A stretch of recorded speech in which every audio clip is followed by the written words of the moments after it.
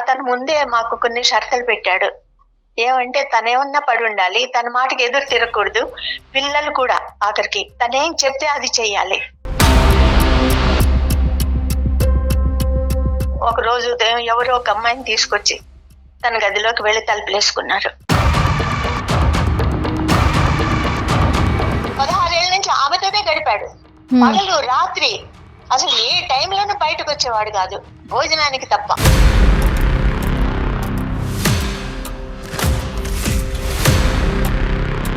ఎవరు లేరు ఆమెకి. ఏదో నేను పక్కన ఉన్న పరిచయాలు కాబట్టి కొద్దిగా ఆ ఉద్దేశంతో నన్ను ఆశ్రయం అడిగింది. దాంట్లో ఏముందమ్మా, ఏ ఆడదైనా కానీ తప్పదు, మరి మనం ఆదుకోవాలి, ఇది భారతదేశం ఇది.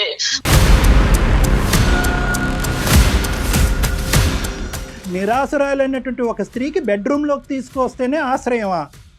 ఇప్పుడు బెడ్రూమ్ అంటే వేరే రూమ్ మనం కట్టించలేం కదా సార్. అందుకని భార్య ఉండాల్సిన ప్లేస్ లో ఎవరినో తీసుకొస్తానంటారు ఏంటండి బాబు మీరు? అసలు మీ బెడ్రూమ్ లో పెట్టి ఈవిని బాత్రూమ్ ఇచ్చారు ఈవిడికి?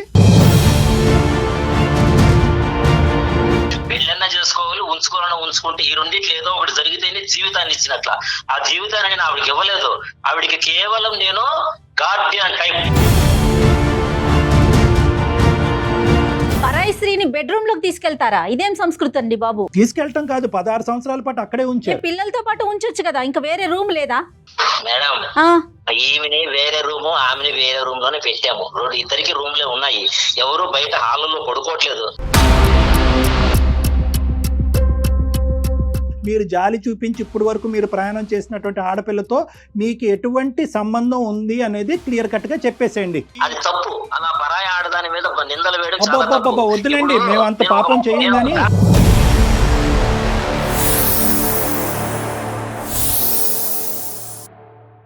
నమస్తే కళ్యాణ్ గారు. నమస్తే జయ గారు. కళ్యాణ్ గారు, ఎప్పుడు చెప్పుకునేలాగానే నెంబర్ ఆఫ్ మెయిల్స్. అయితే ఒక మెయిల్ చూసానండి, రాధమ్మ ఆవిడ మెయిల్ చేశారు.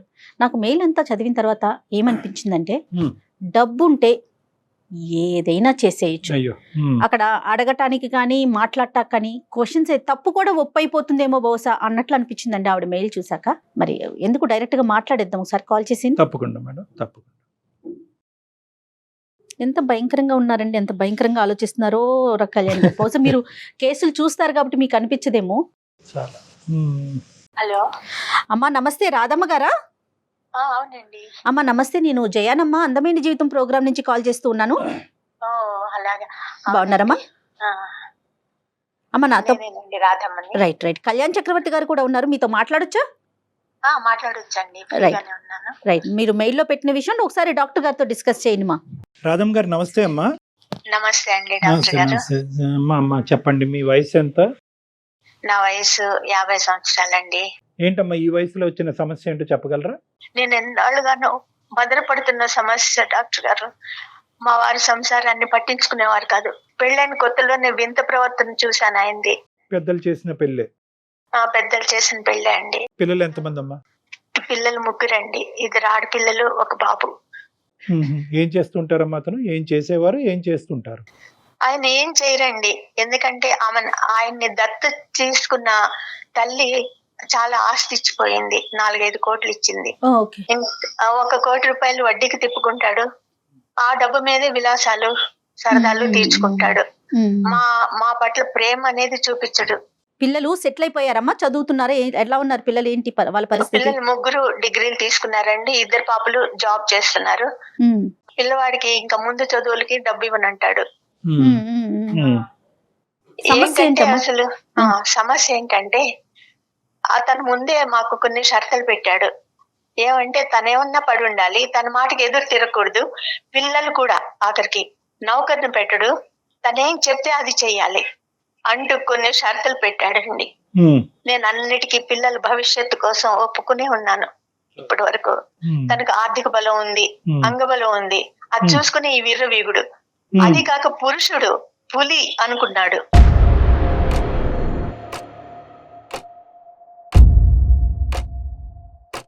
ఒక రోజు ఉదయం ఎవరో ఒక అమ్మాయిని తీసుకొచ్చి తన గదిలోకి వెళ్లి తలుపులేసుకున్నారు.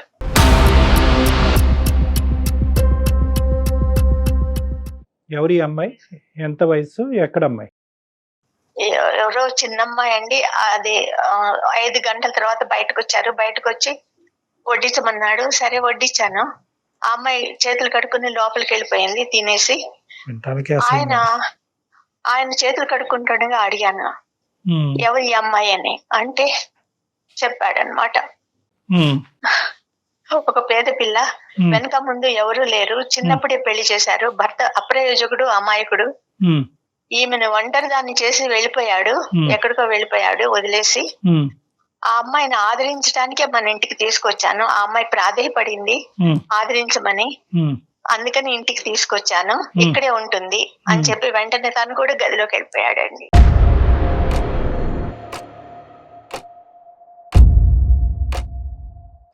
మీరు ఎందుకు యాక్సెప్ట్ చేశారు? మమ్మల్ని వాక్ స్వాతంత్రం లేకుండా చేశాడు కదా ఆయన. ముందరే చెప్పాడు కదా, నేనేం చేసినది చూస్తూ ఉండాలి. చేయటం అంటే ఏంటమ్మా, మీరు వైఫ్ కదా, ఇప్పుడు ఇద్దరు ఈక్వల్ కదమ్మా. అంటూ వన్స్ పెళ్ళంటూ జరిగాక అక్కడ ఆస్తిపాస్తులు ఏముంది కళ్యాణ్ గారు? కానీ దానికి ముందు ఈవిడ రాకముందు మీ స్థానబలం ఎంత ఉందమ్మా? మీ ఒక భార్యగా మీకు ఎంత ఇంపార్టెన్స్ ఉంది, ముగ్గురు పిల్లల తల్లిగా మీకు ఎంత ఇంపార్టెన్స్ ఉంది? ఈవిడ వచ్చే టైంకి ముగ్గురు పిల్లల్ని కన్నారా లేదా? వచ్చే టైంకి ముగ్గురు పిల్లలు ఉన్నారండి నాకు. మరి ఆటోమేటిక్ గా మీకు ఉన్న ఇంపార్టెన్స్ ఏంటి? పిల్లలకి అనేటటువంటి మెషిన్ లాగా మీరు మీ పాత్ర, లేదంటే ఒక భార్యగా మీకు స్థానం ఉందా? పిల్లల మీద కూడా అరిసేవాడు, ఏమన్నా అడిగితే అరిసేవాడు. నేనేమన్నా మాట్లాడినా నోరు మూసుకో అని చెప్పేవాడు. ముగ్గురు పిల్లల్ని కానీ మీకు దిగ్గొట్టాడు మీ నెత్తి మీద మాట్లాడకుండా. అంతే అండి, అలాగే చేశాడు. Right right. మీరేమన్నా చదువుకున్నారమ్మా? నేను డిగ్రీ చేశానండి. ఏం లాభం, అన్ని చేసి వంటింటి కుందేళ్ళని అయిపోయాను, ఇంటికి పని మనిషిని అయిపోయాను, ఒక జైలుకి పరిమితం అయిపోయింది నా బ్రతుకు.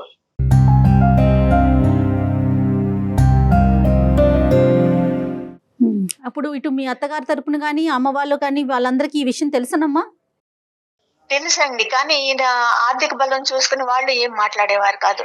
అంటే డబ్బుంటే ఏదైనా చేసేయొచ్చా ఏం డాక్టర్ గారు అని అతని ఊహ. ఎలా ఉన్నారు జనం, ఇలా కూడా ఉన్నారా? అంటే డబ్బు ఒకటే కాదమ్మా, డబ్బు ఇచ్చేటటువంటి అహంకారంతో పాటు వచ్చే కండబయలం, గుండె ధైర్యం, ఇవన్నీ ఏవైతే ఉన్నాయో మరి ఇతను మరి ఆ వ్యక్తిత్వం ఏంటి అనేది మరి అతనితో మాట్లాడితే మనకు అర్థం అవుతుంది. కానీ ఆ తర్వాత ఈ అమ్మాయితో ఏమైనా ప్రయాణం మీ ఇంట్లోనే కొనసాగిందమ్మా? అక్కడితో ఆ కథ ముగిసి ఆ అమ్మాయి బయటకు వెళ్ళిందా? లేదండి, ఆ అమ్మాయి ఇంట్లోనే ఉంది, ఇప్పటికీ ఇంట్లోనే ఉంది. ఇన్నేళ్లు జీవచంలో బతికాను నేను. అదేంటమ్మా చాలా అసహ్యంగా ఉంది వినటానికి. నా పిల్లల కోసం, పిల్లల ముందు అల్లరి పడకూడదు అని, ఈ విషయాలు లోకానికి తెలియకూడదు మా జీవితం గురించి. అసలు కాదమ్మా, ఇన్ని సంవత్సరాలు 16 ఏళ్ల క్రితం ఆవిడ మీ జీవితంలోకి వచ్చింది, ఇంకా తెలియకుండా, అంటే మనం అనుకుంటే తెలియకుండా ఉండదు కదా. పిల్లల వయసు పెరిగే కొద్దీ ఇంకొక స్త్రీ ఇంట్లో ఉంటే ఆటోమేటిక్ అర్థమైపోతుంది కదా తను ఎవరని. మీ తరపున ఆయన తరపున కాదు కదా. పిల్లలు కూడా అడిగేవారండి, ఏంటమ్మా ఏంటి ఎన్నాళ్ళు, అసలు ఆమె ఎవరు అని. పిల్లలు ఏం అడిగేవారు అనేది పక్కన పెట్టండి, వాళ్ళు చాలా చంటి పిల్లలు, అప్పుడే 1, 2, 3 years అంతే మాక్సిమం ఈవిడ ఎంటర్ అయ్యే టైంకి. మీరేం ప్రశ్నించారు? బంధువులం లేదండి నాకు, అవకాశం లేదు, అవకాశం లేదు. ఎందుకంటే నా పేరెంట్స్ చచ్చిపోయారు. అన్న వదిళ్ళు, అక్క చెల్లెళ్ళు వీళ్ళు కూడా ఇదొక భారంగా భావించేవారు. ఎప్పుడన్నా వెళ్తే కూడా ఇంకా వాళ్ళకి చులకనవ్వకూడదని నేను వచ్చేసాను అనమాట, వెళ్లేదాన్ని కాదు. కాబట్టి నాకు అసలు బంధుబలం కూడా లేదు. సరే, మీరు ఒక బంధుబలం లేదు, సహకారాలు లేవు, మీరు అడిగేటటువంటి ప్రశ్నలు అతని దగ్గర నుంచి వచ్చిన జవాబు ఏంటమ్మా? ఇదే చెప్పాడండి, ఆమెకి నిస్సహాయరాలు, ఆమెని ఆదరించడానికే నేను తెచ్చాను అని చెప్పేసి వెళ్ళిపోయాడు అనమాట. నా నిస్సహాయత గురించి ఎవరు ఆలోచిస్తారని అడగలేదా మీరు? అడిగితే కసురుకునేవాడండి, చెయ్యెత్తేవాడు. ఏం చెయ్యాలి?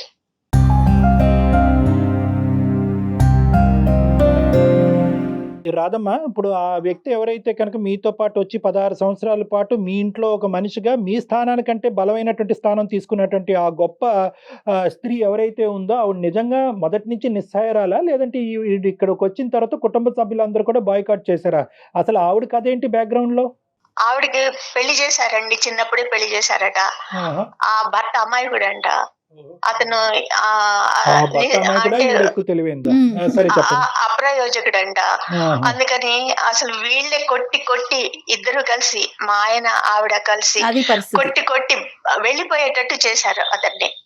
అంతేగాని అతను వదిలి వెళ్ళిపోలేదు. ఇదంతా కూడా నిస్సహాయరాలు, నేను దాన ధర్మాలు చేసేటటువంటి గొప్ప గుణం ఉన్న వ్యక్తిని ఒక హ్యుమానిటేరియన్ గ్రౌండ్స్ లో తీసుకొచ్చి కాపాడాననేది ఒక కట్టుకథ మాత్రమే అనిపిస్తుంది నాకు. అట్లా కావాలనే తీసుకొచ్చాడు అనిపిస్తుంది.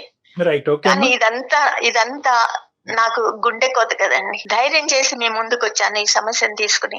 చాలా లేట్ అయిందమ్మా. చాలా ప్రయాణం. మీరు అడిగేటటువంటి ప్రశ్న బహుశా నిలదీసేటటువంటి పూర్తి స్థాయి ఎఫర్ట్ అనేటటువంటిది జరిగిందనేటట్టు నేను అనుకోవట్లేదమ్మా. ఈరోజు పిల్లల వయసు పిల్లల వరకు వచ్చింది అంశం, పిల్లల పెళ్ళిళ్ళ వరకు వచ్చింది కాబట్టి మీరు బహుశా మాకు కాల్ చేసి ఉండొచ్చు, ఈమెయిల్ పంపించి ఉండొచ్చు.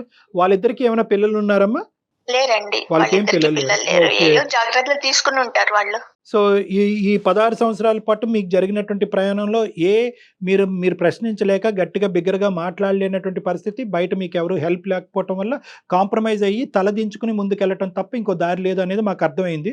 ఇంటి అవునండి. అవసరాలు, పిల్లల చదువులకు సంబంధించినటువంటి ఖర్చులు, మీ అవసరాల వరకు అక్కడి వరకు అతను ఏర్పాటు చేయటం అనేది బాగానే జరిగిందా? అంటే అన్ని అవసరాలు తీర్చేవాడు కాదండి. ఏదో రోజు దైనందిన జీవితానికి ఏదేది కావాలో అవి తెచ్చి ఇంట్లో పడేసేవాడు. ఆ సో డబ్బులు కూడా మా చేతికి ఎప్పుడు ఇవ్వలేదు. సో మా మానసికంగా పిల్లలు, నా కూతుళ్ళు సంపాదించిన డబ్బు కూడా అతని చేతుల్లోనే పెట్టాల్సి వచ్చింది. వాళ్ళకి ఆర్థిక స్వాతంత్రం లేదు. ఇంకేమన్నా అలవాట్లు ఉన్నాయమ్మా ఈ మహానుభావుడికి? అంటే తాగటం కానీ ఇలాంటివి ఏమన్నా? లేదండి, ఇది అటువంటి ఒక్కటే. అలవాట్లు ఏం లేదు. వేరే విలాస ఆడవాళ్ళ పురుషుడు. అలవాట్లు, ఈవిడ వచ్చిన తర్వాత, ఈవిడ ఎంటర్ అయిన తర్వాత వేరే ఆడవాళ్ళ అలవాట్లు ఇంటి బయట కానీ? లేదండి, అసలు రూమ్ లో నుంచి బయటకు వస్తే కదా.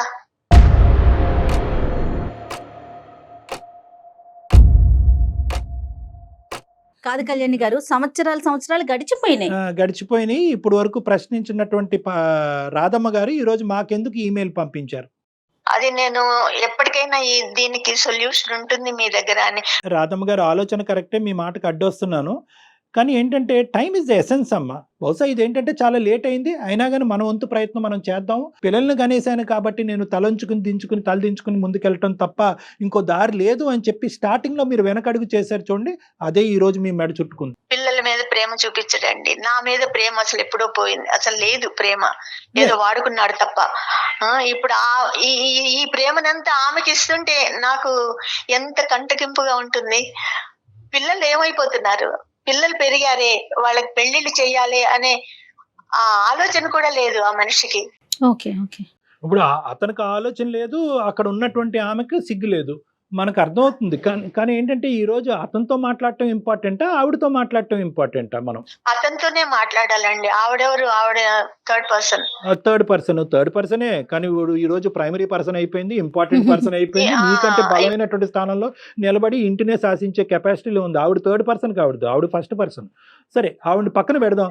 మీ అబ్బాయి ఏమంటున్నాడు? ఎందుకంటే తండ్రి తర్వాత స్థానం ఆ అబ్బాయిదే కాబట్టి ఆ అబ్బాయి ఈ మనిషిని నిలదీసే కెపాసిటీలో లేదా? ఇంకా అబ్బాయి ఏం చేస్తాడండి, ఏమన్నా కొంచెం ఎదురు తిరిగాడంటే కొట్టడం, లేకపోతే 2-3 రోజుల దాకా వాళ్ళకి పనిష్మెంట్. ఇప్పుడు మా ద్వారా మేము ఒక సలహా సూచన ఇవ్వటం ద్వారా ఈవిడ్ని ఇంట్లోంచి బయటకు పంపించటం అనేటటువంటిది ఎంతవరకు సాధ్యపడుతుంది అని మీరు అనుకుని మాకు చేశారమ్మా. అది సాధ్యమా అసాధ్యమా? నెంబర్ 1. నెంబర్ 2 ఏంటంటే ఈరోజు ఆవిడని అక్కడే ఉంచండి అని మేమైతే మా నోటితో మేము చెప్పలేము. ఎవరైనా కూడా, ప్రపంచంలో ఎవరైనా కూడా ఇది ఇల్లీగల్, ఇదేంటంటే మనం అందరం ఖండిస్తాం. ఓకే. సుప్రీంకోర్టు ఈ సెక్షన్ తీసేసి పెళ్లి కాకపోతే పెళ్లి అయిందమ్మా, వాళ్ళు పెళ్లి చేసుకున్నారా అమ్మా? తెచ్చి ఉంచుకున్నాడు కాబట్టి ఒకసారి ఆయనతో మాట్లాడే ప్రయత్నం చేద్దామమ్మా. అంటే మీ ఎక్స్పెక్టేషన్ ఏంటంటే, ఒకటమ్మా, మేము అతనితో మాట్లాడే ముందు మీ ఎక్స్పెక్టేషన్ మాకు క్లియర్ కట్ గా కావాలి. ఈరోజు 16 సంవత్సరాల పాటు ఈ మొక్క పెద్ద మానయింది. ఓకే, దీన్ని తుంచటం అనేటటువంటిది అందమైన జీవితంలో ఉండే మా ఇద్దరికి సాధ్యపడుతుందా లేదా? నెంబర్ 1. నెంబర్ 2, అది కాదండి నా ఉద్దేశం. ఆవిడ ఇక్కడ ఉండి చచ్చేంత వరకు ఇక్కడే ఉన్నా, నేను చనిపోయేంత వరకు ఆవిడ ఇక్కడ ఉన్నా కూడా పిల్లలకు సంబంధించినటువంటి బాధ్యతాయుత రోలు తండ్రిగా అతను పాత్ర పోషించగలిగితే కనుక నేను సంతృప్తి చెందుతాను అనే ఉద్దేశంతో చేశారా? ఈ రెండిట్లో అవునండి, పిల్లల్ని పోషించగలడు, ఆమెను పంపించేసి ఇక ముందు పిల్లలు భారం అంతా తను చూసుకోగలడు అనే ఉద్దేశంతోనే నేను మీకు ఏదైనా ఒక ప్రయత్నం చేద్దాం. దగ్గరుంటే ఫోన్ ఇవ్వండి, దూరంగా ఉంటే ఫోన్ కలపండి. మరొకసారి ఆయనకి కనెక్ట్ చేస్తారండి? తప్పకుండా అండి. ఒక్క నిమిషం అండి. మీరు మాట్లాడే వ్యక్తి మీ కాల్ ని హోల్డ్ లో పెట్టారు, దయచేసి లైన్ లో వేచి ఉండండి. ఆప్కా కాల్ హోల్డ్. హలో, ఎక్కడున్నారు? నేను బయట ఉన్నాను, చెప్పు, అంటే విషయం చెప్పు. ఏం లేదు, మన భాగవతమే. దాని గురించి ఒక సైకియాట్రిస్ట్ డాక్టర్ గారితో మాట్లాడాను. ఎవరు, నాకా నీకా? ఇద్దరికి. నీకేమైంది? నాకేం కాలేదే. నీకేం కాలేదని నువ్వు అనుకుంటున్నావు. సరే ఫోన్ నా కోసమే అనుకో. డాక్టర్ గారికి అన్ని చెప్పేశాను నేను. ఇప్పుడు అంత అవసరం ఏమొచ్చింది? అంత విపులంగా చెప్పాల్సినంత బాధ ఏమొచ్చింది నీకు? ఆనందరావు గారు నమస్తే. ఆనందరావు గారు నమస్తే అండి. నమస్తే సార్. సారీ అండి, కానీ కొద్దిగా మాకు టైం కేటాయించవలసిందిగా మా విన్నపం. చెప్పండి. ఏం లేదు, నేను అడిగేది ఏం లేదు. అలా కాదు, 16 సంవత్సరాల క్రితం ఎవరో ఒక వేరే ఆడవాళ్ళు మీ ఇంట్లోకి వచ్చారంట, ఆవిడతో పాటు మీ ప్రయాణం మొదలైందంట, ఇప్పటికీ కూడా అది కొనసాగుతుందంట. దానివల్ల ఏంటంటే ఈవిడికి లభించవలసినటువంటి స్వేచ్ఛ అవనియండి, ఆనందం అవనియండి, జీవితం అవనియండి, ఆవిడకి లభించలేదంట. దాంతోపాటు పిల్లలు కూడా సఫర్ అయ్యారంట. 3 పిల్లలు, వయసు వచ్చినటువంటి పిల్లలు. బాబు ఎంఎస్ చేయడానికి బయటకు వెళ్ళాలి అంటే కనుక దాని మీద మీరు పూర్తి స్థాయి సహకారం అందించట్లేదంట. ఆడపిల్లలు, పెళ్ళి అయ్యేటటువంటి ఆడపిల్లలు ఈ వయసుకు వచ్చి వాళ్ళు సంపాదిస్తే కనుక ఆ సంపాదన మీద కూడా మీరు డిపెండ్ అవటం జరుగుతుంది, ప్లస్ వాళ్ళకి పెళ్ళిళ్ళు చూడటం జరగట్లేదంట. సో ఇది సారాంశం. మీరేం చెప్పాలనుకుంటున్నారు ఆనందరావు గారు? సార్, ఇక్కడ విషయం ఏంటంటే వినండి. ఇప్పుడు ఒక ఆమె అంటే ఏమి సోర్స్ లేని టైంలో ఎవరు లేరు ఆమెకి. ఏదో నేను పక్కన ఉన్న పరిచయాలు కాబట్టి కొద్దిగా ఆ ఉద్దేశంతో నన్ను ఆశ్రయం అడిగింది. సార్ ఇలాగ ఉంది నా పరిస్థితి, కొంచెం మీరు దయచేసి ఏమనుకోకుండా మరి ఇలాగ నాకు ఆశ్రయం కల్పించగలరా అంటే, దాంట్లో ఏముందమ్మా, ఏ ఆడదైనా కానీ తప్పదు, మరి మనం ఆదుకోవాలి, ఇది భారతదేశం, ఇది భారతదేశంలో స్త్రీని గౌరవిస్తేనే బాగుంటుంది, కాబట్టి దానికి అభ్యంతరం, నీకు ఏం కావాలి నా నుంచి అంటే, ఇలాగ ఉంది సార్ పరిస్థితి, నాకు బయట నేను ఎక్కడ సంపాదించుకోలేను, నాకు ఏది లేదు కాబట్టి కొంచెం మీ దగ్గర ఉండగలుగుతానంటే. ఆవిడ ఎవరండి? రోడ్డు మీద అడుక్కున్న ఆవిడ కాదండి, ఇంటి అవతలండి. ఆమె భర్త వచ్చేసి కొంచెం మైల్డ్ గాను, తాగుబోతూ, కొద్దిగా చూసేవాడు కాదు, కొట్టేది, ఇట్లా హింస గురి అయ్యేది అన్నమాట. ఆమె కనిపించే మగాళ్ళందరినీ కూడా ఆవిడ ఇలాగే ఆదరణ అడుక్కుంటా ఉంటదా? ఇప్పుడు మనకి తెలిసిన వాళ్ళు ఉంటేనే అడుగుతారు. ఆవిడతో మీకు పూర్వపు పరిచయం ఉంది? పరిచయం అంటే పక్కింటి వాళ్ళు ఉన్నప్పుడు మాట్లాడతారు కదండి మామూలుగా. సరే, మీరు మాట్లాడారు. సరే, మేము ముందే ఖండించాలని అనుకోవట్లేదు, మీ వర్జన్ మీరు చెప్పండి. మీరు ఖండించినా ఖండించకపోయినా నేను చెప్పేది నా మేము ముందే మాట్లాడాలని అనుకోవట్లేదు, తర్వాత మాట్లాడతాం, ముందు మీరు చెప్పండి. అలాగే సార్. మీకు కొన్ని పదాలు నచ్చట్లేదు. అడిగింది, వచ్చింది, నా ఇంట్లో ఉంటుంది. అయితే ఉంటుంది కాబట్టి దానికి ఆవిడ నా భార్య కూడా నాకు దానికి ఏం అడ్డు చెప్పలేదు, ఇంతకాలం అయింది. ఈ రోజున మరి మీ ముందు తీసుకొచ్చి ఆ బాధను ఎందుకు వెళ్ళగప్పుకుందో అయితే నాకైతే తెలీదు. ఆవిడకి బుర్ర లేదు, మీకు బుర్ర ఉంది. ఇప్పుడు అది కాదు సార్, సారీ ఆనందరావు గారు, మీ మాటకు అడ్డొస్తున్నాను. ఇప్పుడు ఇక్కడ ఆవిడకి బుర్ర లేదు, ఆవిడకి బుర్ర పని చేయలేదు, ఇంతకాలం ఆవిడ ఒక డిప్రెషన్లో పాతుకుపోయింది, ఆవిడకి బుద్ధి లేదు. ఒక నిస్సాయ స్థితిలో ఉండేటటువంటి ఒక ఆడదాన్ని తీసుకొచ్చి మన ఇంట్లో కూర్చోపెట్టిగా ఆవిడ సహాయత ఇవ్వటం, ఆవిడకు ఒక జీవితాన్ని ఇవ్వటం వల్ల ఇక నా భార్య పొజిషన్ ఏంటి, నా పిల్లల పొజిషన్ ఏంటంటే మినిమం కామన్ సెన్స్ ఆ వయసులో ఉన్న మీకు లేదా? సార్, ఒక్క మాట చెప్తా వినండి. జీవితాన్ని ఇచ్చారు, ఆమెను తీసుకొచ్చి అంటారు. జీవితాన్ని ఇవ్వడం అంటే ఏంటి? పెళ్ళన్నా చేసుకోవాలి, ఉంచుకోవాలన్నా ఉంచుకుంటే, ఈ రెండిట్లో ఏదో ఒకటి జరిగితేనే జీవితాన్ని ఇచ్చినట్ల. ఆ జీవితాన్ని నేను ఆవిడకి ఇవ్వలేదు. ఆవిడికి కేవలం నేను గార్డియన్ టైప్ అంతవరకే ఉన్నాను. నా భార్య నా సొంతం. అది ఆమె ఆలోచించుకోకుండా మీకు వేరే విధంగా చెప్పడంలో మీరు వేరే విధంగా నన్ను క్వశ్చన్ చేశారు. అది తప్పు. గార్డియన్ అంటే ఒక రూమ్ లో ఉంటారా? అంటే అసలు గార్డియన్ అనేటటువంటి దానికి డెఫినేషన్ కూడా చెప్తే బాగుంటది ఆనందరావు గారు. నేను పోషిస్తున్నాను ఆమెని. మీరు పోషిస్తున్నారు అంతే. అంతవరకే. సరే, వేరేవి ఏమీ లేవు. రెండవది పోతే పిల్లల్ని చూడడం లేదు మీరు, అది ఇది అంటారు. పిల్లల్ని ఎంతకాలం చూస్తామండి? చిన్నప్పుడు పుట్టినప్పటి నుంచి ఒక స్టేజ్ వచ్చేంత వరకు పెంచుతాము, చేస్తాము, స్కూల్కి తీసుకెళ్తాం, వస్తాము. ఇప్పుడు వాళ్ళు పెద్దవాళ్ళు అయ్యారు, ఒక డిగ్రీ చదువుతున్నారు. ఆ చదివే వయసులో వాళ్ళకి మనం తోడు అవసరం, వాళ్ళ దారిని వాళ్ళని వెళ్ళనివ్వాలి.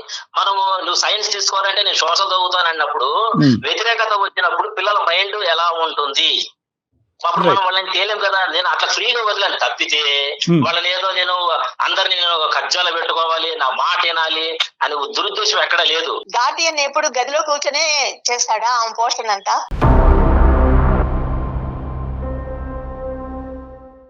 తండ్రిగా బాధ్యతలు ప్రతి ఒక్కరికి ఉంటాయండి. ఆడపిల్ల మీద ఉంటది, మగపిల్లవాడి మీదుగా ఉంటది, అందరి మీద భార్య మీద కూడా బాధ్యత ఉంటది. బాధ్యత లేకుండా ఏ మొగుడు ప్రవర్తించడు. కాకపోతే వీళ్ళు అర్థం చేసుకునే విధానాలు వేరున్నాయి. బాధ్యత లేదు, పిల్లల్ని చదివించలేదనేసి. నేను చిన్నప్పటి నుంచి మరి ఎవరు కట్టారండి ఫీజులు? వాళ్ళని బాగా నూరు పోసింది వాళ్ళ మెదడులోకి, నాన్నిట్లా అని. ఆయన చెప్పేదంతా డ్రామా, అదేం కాదు. తీసుకొచ్చాడు, గదిలోకి వెళ్ళాడు. 16 ఏళ్ళ నుంచి ఇది జరుగుతూనే ఉంది. ఏ గదిలోకి వెళ్ళాడమ్మా? ఏ గదిలోకి వెళ్ళాడు? ఎవరు గదిలోకి వెళ్ళాడు? ఏం చేశాడు ఆ గదిలో? మా మాస్టర్ బెడ్రూమ్ లోకి వెళ్ళాడండి. ఇవాళ వరకు నేను ఆ రూమ్ లో అడుగు పెట్టలేదు. ఈ అమాయకత్వమే కదా తల్లి ఇక్కడ దాకా తీసుకొచ్చింది ఆనందరావు మిమ్మల్ని. గారు, గార్డియన్షిప్ అంటే ఛీ! మాస్టర్ బెడ్రూమ్ లో ఈవిని బయటకు నెట్టేసి ఆవిడతో పాటు ఉండటాన్ని గార్డియన్షిప్ అంటారా? ఏమో, నాకు ఫస్ట్ టైం ఈ గార్డియన్షిప్ యొక్క మీనింగ్ తెలిసింది ఇంతకాలం నేను 20 సంవత్సరాలు చదువుకున్న తర్వాత.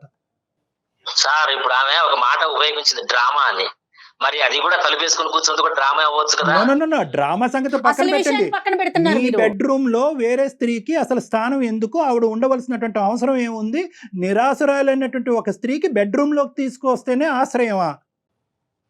ఇప్పుడు బెడ్రూమ్ అంటే వేరే రూమ్ మనం కట్టించలేం కదా సార్. అందుకని భార్య ఉండాల్సిన ప్లేస్ లో ఎవరినో తీసుకొస్తానంటారు అంటే ఏంటండి బాబు మీరు అసలు? ఆవిడని మీ బెడ్రూమ్ లో పెట్టి ఈవిని బాత్రూమ్ ఇచ్చారా ఈవిడికి?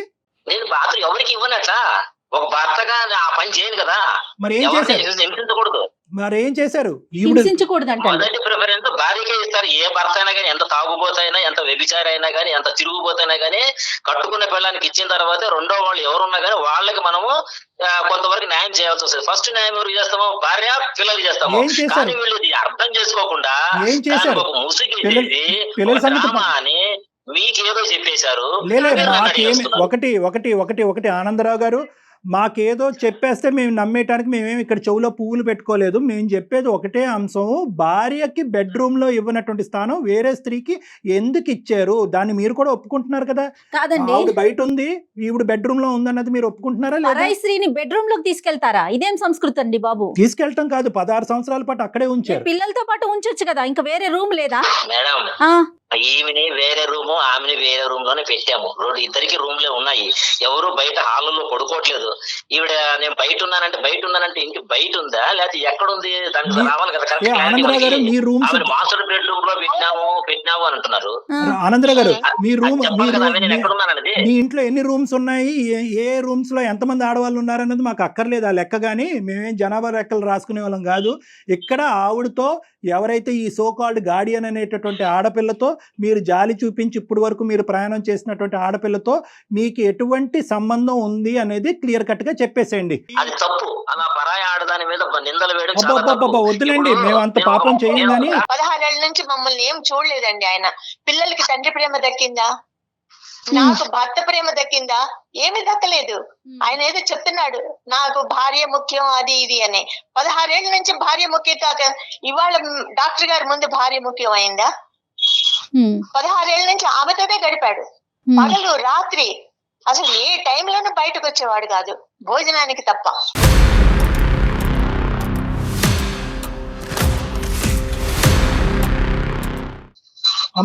అటువంటి వాడికి భార్య ముఖ్యము, పిల్లలు ముఖ్యము అంటే ఇవాళ నమ్ముతానా నేను? ఏమి లేదండి, ఇదన్నీ కట్టుకథలు. ఆమెతోనే, ఆమె ఇంట్లో ఉంటే మేము ఇంట్లో ఉండలేము, మేము ఉండాలి ఇంట్లో, అంతే.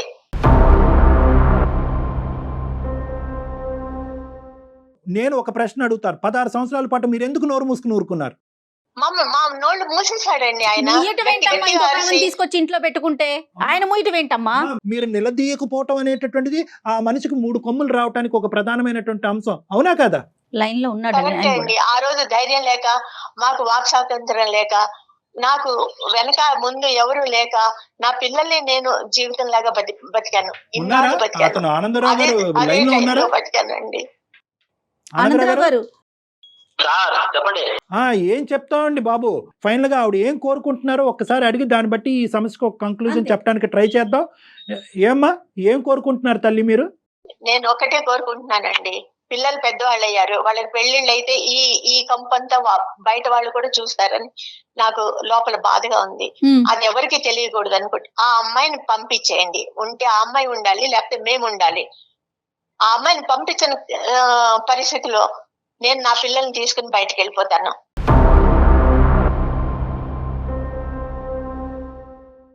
సార్ ఇప్పుడు అదే వాళ్ళు ఉద్యోగాలు చేస్తున్నారనే మనోధైర్యంతోనే బయటికి ధైర్యం వచ్చింది నాకు. వచ్చింది, ఆవిడకి ధైర్యం వచ్చింది అని చెప్పి ఇప్పుడు లైవ్ లో చెప్తున్నారు. ఆవిడ ఒకే ఆప్షన్ ఇచ్చింది, నేను పిల్లలు ఇక్కడ ఉండాలా, ఆ మహానుభావులు ఇక్కడ ఉండాలా? ఆవిడని బయట పంపిస్తారా, మమ్మల్ని బయట పొమ్మంటారా? సమాధానం స్ట్రైట్ గా చెప్పండి. ఇబ్బంది ఏంటని నేను అడుగుతున్నాను. మీ క్వశ్చన్ తీసి తగలేయండి సార్, అది కాదు. ఆవిడ ఈవిడ ఈవిడ డాక్టర్ గారు ఎన్ని ఇబ్బందులు ఉన్నాయో ఈ 16 ఏళ్ల నుంచి నేను భరించాను. ఆయనతో పాటు ఆవిడ చాకరీ కూడా నేనే చేశాను. ఆవిడేమి ముట్టుకునేది కాదు, బట్టలు కూడా ఉతికాను ఆవిడ. అంత పిచ్చి పనులు చేశాను నేను.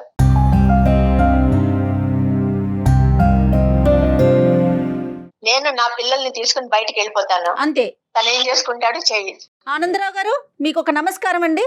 మీలాంటి సంస్కారవంతుల్ని ఇంతవరకు మా జీవితంలో చూడలేదండి. చాలా ధన్యవాదాలు లైన్ లోకి వచ్చినందుకు. నమస్కారం. మంచిదండి, మంచిది.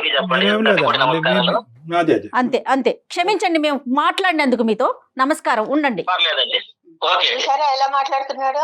అమ్మా అమ్మా అమ్మా అమ్మా అమ్మా ఇప్పుడు ఇక్కడ దాకా తీసుకొచ్చింది నువ్వే తల్లి. ఇక్కడి వరకు తీసుకొచ్చింది మీరే. దానికంటే ఇంపార్టెంట్ ఏంటంటే కనుక ఇలాంటి అంశాలు వింటే కనుక ప్రతి వాళ్ళకి మేమేమన్నా ఈ ప్రోగ్రామ్ ద్వారా రాంగ్ ఐడియాస్ ఇస్తున్నామేమో, ఆడవాళ్ళని తీసుకొచ్చి ఇంట్లో పెట్టుకుని ఆశ్రయం కలిగించామో, నిరాశ్రయులైనటువంటి స్త్రీలు అని చెప్పి ఒక కొత్త కాన్సెప్ట్ ఓపెన్ అవుతుందేమో అనే భయంతో అతను గుడ్ బై చెప్పాం. ఇంకెక్కువ మాట్లాడలేమమ్మా అలాంటి వ్యక్తులతో. మీకు అవకాశం ఉంటే ఒకసారి పర్సనల్ గా డాక్టర్ గారిని కలవండి. మరింత మనోధైర్యం తెచ్చుకోండి తల్లి. మీ నిర్ణయం మీరు తీసుకోండి, సరేనా? ఓకే అండి. ప్రతి అడుగు ఆలోచనతో తీసుకోవాలి, ఇమోషన్తో కాదు. ఇప్పుడు ఆ మనిషి మళ్ళీ మీ దగ్గరికి వస్తాడు, 3 పిల్లల్ని తీసుకుని నువ్వు బయటకు ఎలా బతుకుతావు అని చెప్పి మీరు జాగ్రత్తగా గుర్తుపెట్టుకోవాలి. పిల్లలు చిన్నగా ఉన్నప్పుడు వాళ్ళు మీ మీద డిపెండ్ అయినప్పుడు బహుశా అతను చెప్పినటువంటి కాన్సెప్ట్ రైట్ ఏమో, బహుశా అదే కాన్సెప్ట్ వల్ల చాలా మంది ఆడవాళ్ళు అలాగా దహించుకుపోతున్నారు. కానీ ఇప్పుడు పిల్లలు నీ వెంట ఉన్నారు అనేటటువంటి మనోధైర్యం, పిల్లలు మిమ్మల్ని కాపాడుతారు అనే ధైర్యం మీకు ఉంటే కనుక ఇక్కడ ఇమోషన్తో కాదు లాజిక్తో నిర్ణయం తీసుకోండి. ప్రతి నిర్ణయంలో ఒక ప్రొఫెషనల్ యొక్క హెల్ప్ ఉండాలి. అది నాలాంటి సైకాట్రిస్ట్ అయినా అవ్వచ్చు, లేదంటే ఒక లీగల్ హెల్ప్ అయినా అయి ఉండొచ్చు. ఆ విధంగా మీరు ఖచ్చితమైనటువంటి ఒక మార్గాన్ని నిర్ణయించుకుని ముందుకెళ్ళేటటువంటి ప్రయత్నం చేయండి. రైట్ అమ్మా? రైట్ అండి. నమస్తే అమ్మా. థ్యాంక్ యూ సో మచ్ అండి. రైట్, ఓకే నమస్తే. రాధా. నమస్తే రాధా. నమస్తే డాక్టర్ గారు. All the best. జాగ్రత్త. నమస్తే. బా, ఎంత అమాయకంగా ఉన్నారు కళ్యాణ్ గారు. జయ గారు అమాయకంగా ఉన్నారా? వాళ్ళని అలా అమాయకంగా ఇలా మౌల్డ్ చేస్తారా? నాకు ఒక్కటే అర్థం కావట్లేదండి. ఈ కాన్సెప్ట్ విన్న దగ్గర నుంచి, మెయిల్ చూసిన దగ్గర నుంచి, అంటే ఆర్థిక స్వాతంత్ర్యం లేకపోతే పార్ట్నరు ఏం చేసినా పడాలా? నో, అది ఏంటి? ఇప్పుడు ఆమె చెప్పేది అదే కదా. ఆర్థిక స్వాతంత్ర్యం, financial dependency or independency is in our brain. ఈ దరిద్రం చూసేదానికంటే నా మటుకు నేను మరుతాను. లేదంటే 1 year అవకాశమే, 2 years అవకాశమే, 3 years అవకాశమే, 16 సంవత్సరాల అవకాశాలు ఇస్తారా? 16 సంవత్సరాల పాటు ప్రశ్నించి నువ్వు ఇప్పుడు ఎందుకు ప్రశ్నిస్తావు అని అడుగుతున్నాడు. ఇంట్లో పెట్టుకుంటే తప్పేంటని మాట్లాడుతున్నాడు. అందుగురించి టైం ఇస్ ద ఎసెన్స్ అన్నమ్మా. అడగవలసినటువంటి సమయంలో అడగాలి, నిలదీయవలసినటువంటి సమయంలో నిలదీయాలి, నిర్ణయం తీసుకోవాల్సిన సమయంలో నిర్ణయం తీసుకోవాలి. ఖచ్చితంగా డాక్టర్ గారు, ఖచ్చితంగా రైట్ అండి. నమస్తే. థ్యాంక్ యూ జయ గారు. నమస్తే.